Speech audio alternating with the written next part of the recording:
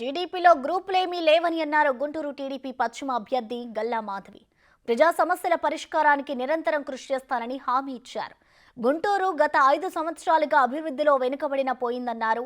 ఎక్కడికి వెళ్లినా ప్రజల నుంచి అపూర్వ స్పందన లభిస్తుందన్నారు. రాబోయే ఎన్నికల్లో టీడీపీ విజయం సాధిస్తుందని ధీమా వ్యక్తం చేశారు. డోర్ టు డోర్ క్యాంపెయిన్ చాలా విస్తృతంగా చేసుకోవడం జరుగుతుంది. ప్రతి ఒక్క కమ్యూనిటీని మేము టచ్ చేయడం జరుగుతుంది. అన్నగారి ఆశీర్వాదంతో అన్ని వర్గాల్ని కలుపుకుంటూ ముందుకు వెళ్ళిపోతున్నాము.